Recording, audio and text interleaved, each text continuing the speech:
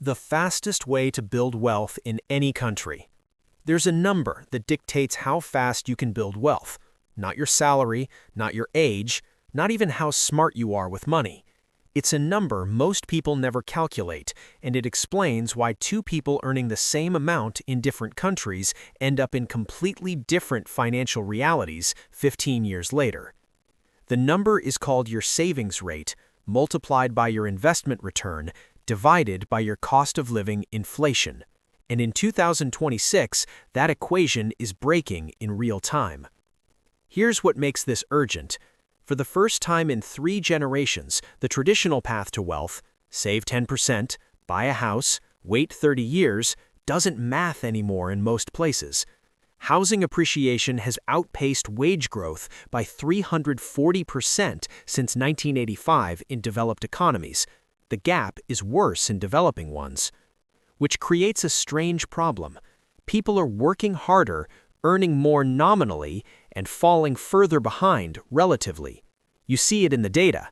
In 1990, the median household could save enough for a down payment in 4 years. Today, it's 14. The game changed, but nobody updated the playbook. So the question isn't whether you should plan for growth, it's whether you understand the only 3 levers that actually move the needle, and why 2 of them are designed to work against you. Let's start with the math everyone skips. Wealth accumulation is a function of 4 variables: how much you earn, how much you keep, how fast that money grows, and how fast your purchasing power erodes. Most financial advice focuses on the first one. Get a better job, start a side hustle, scale your income. That's fine, but income is the noisiest variable. It fluctuates with markets, geography, career luck, and timing. The other 3, those are structural, and they compound silently. Here's what that looks like in practice. Let's say you're in Vietnam. You earn the equivalent of $1,200 a month. Your cost of living is $700. You save $500. That's a 41% savings rate, which is higher than the average American manages at twice the income. Now you invest that $500 at an average annual return of 8%, and inflation runs at 4%. Your real wealth growth rate is roughly 3.3% monthly on new savings, compounding. Compare that to someone in New York earning $6,000 a month. Rent is $2,400, food, transport, insurance another $2,100. They save $1,500. That's a 25% savings rate.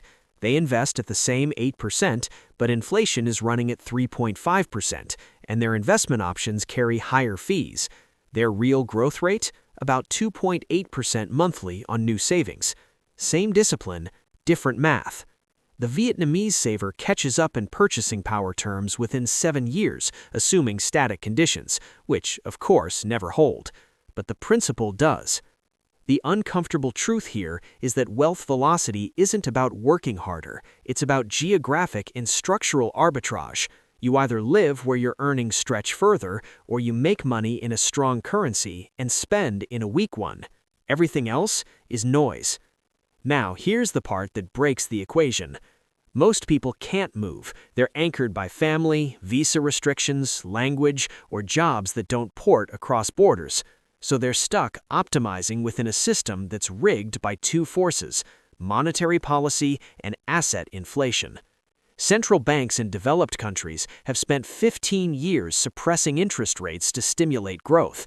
That made borrowing cheap, which inflated asset prices, which made housing unaffordable, which pushed people into renting longer, which reduced their ability to save, which delayed wealth accumulation by a decade.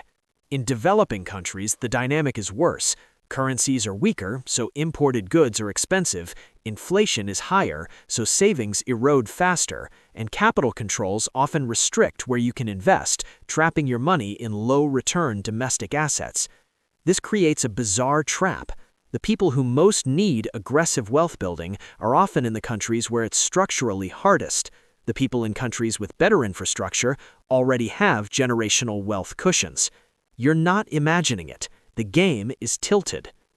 Which brings us to the hype. Every financial influencer will tell you the same thing. Invest in index funds, max out tax-advantaged accounts, dollar cost average, avoid lifestyle inflation.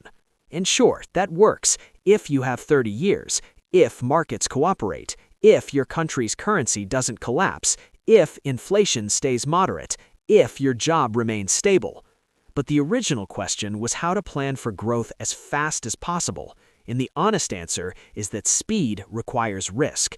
You either take on leverage, which amplifies gains and losses, or you concentrate your bets in high-growth assets, which means volatility. Or you move to where the arbitrage is, physically or digitally. The safe path is slow, the fast path is fragile, and no one can tell you which risk is worth taking because it depends entirely on what you're running from or toward. Zoom out and you see the real pattern. Wealth-building speed isn't just personal, it's geopolitical. Countries that make it easy to save, invest, and protect purchasing power create middle classes. Countries that don't create desperation or mass emigration. Right now, we're in a weird moment. Digital tools, remote work, and crypto have theoretically flattened access. A kid in Lagos can learn to code, earn in dollars, and invest in the S&P 500 through an app. But capital controls, exchange rate risk, and platform restrictions still create friction. The tools exist, the system resists. And that's the uncomfortable part. Financial growth isn't a meritocracy, it's a geography lottery with a skill modifier. You can optimize your behavior, but you can't optimize your starting coordinates. So, here's where we land. The fastest way to build wealth in any country is to maximize your savings rate, invest in assets that outpace inflation, and ruthlessly minimize the friction between your effort and your returns. But the friction is the system, and the system isn't neutral.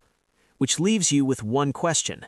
Are you playing to win within the rules you were given, or are you looking for a different game entirely?